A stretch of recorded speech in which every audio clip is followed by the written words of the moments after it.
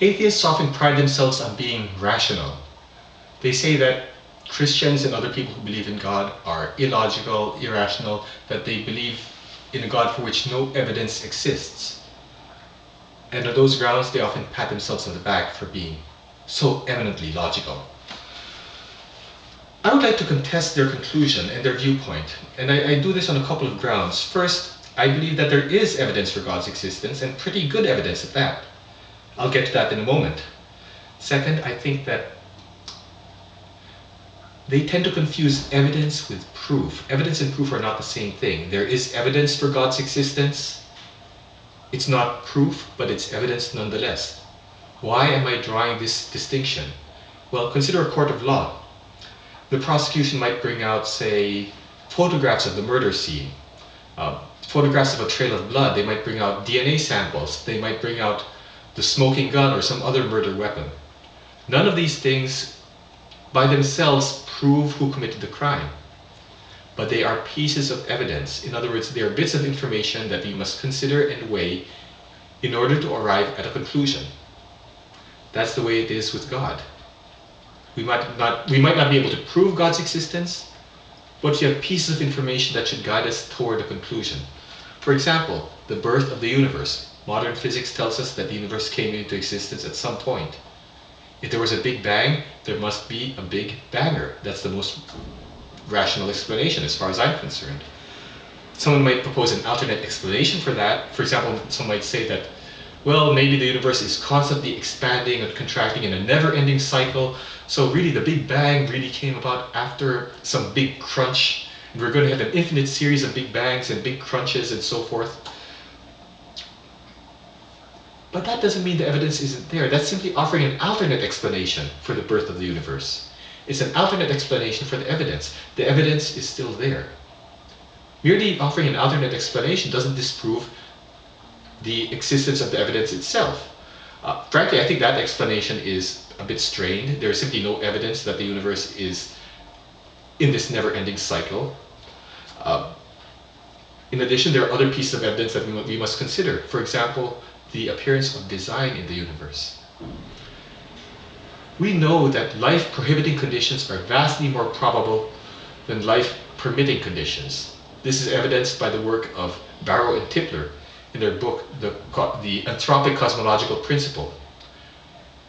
They showed that unless certain constants of the universe are finely tuned, such as the speed of light, the strength of gravity, the decay rate of protons, and so forth, life could not possibly come into being. Now, they were not arguing from a theological viewpoint.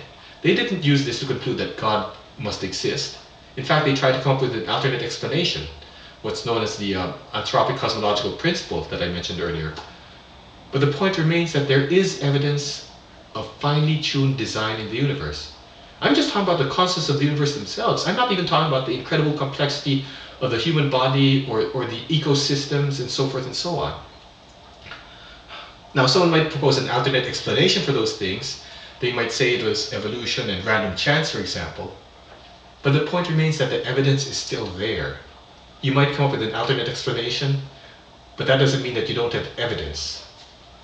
I personally think these alternate explanations are less likely and less probable than the existence of God, especially when you consider the totality of the evidence.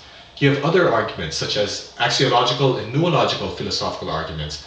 I won't go into those right now. Suffice to say that you can look those terms up if you'd like.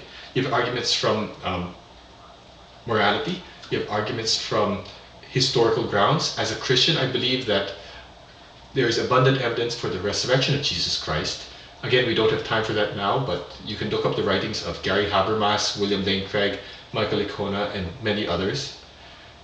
The resurrection of Jesus Christ is the best explanation for many historical facts, such as the conversion of Paul, such as the willing martyrdom of the apostles, such as the conversion of James, the brother of Jesus Christ, and so forth and so on, the empty tomb, which the vast majority of skeptical scholars acknowledged.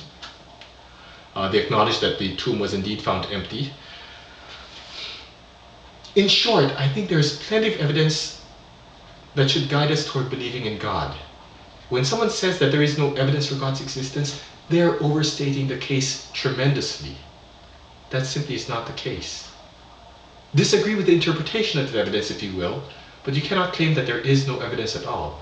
Frankly, I think that God's existence is by far the most reasonable and the most rational explanation for the piece of evidence that I've just mentioned in passing.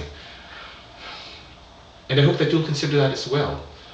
I could talk about the evidence of changed lives. I think we all know people who've gone through religious conversions and whose lives have been changed very much for the better. A skeptic might point at people whose lives were not changed dramatically, but that's beside the point. Perhaps those were not genuine conversions, or perhaps those people are fighting God. It would be foolish to dismiss the evidence of changed lives right from the start. At the very least, it's something you must consider in weighing the evidence and arriving at a conclusion as to whether God exists or not. As I said, I think the evidence is more than enough.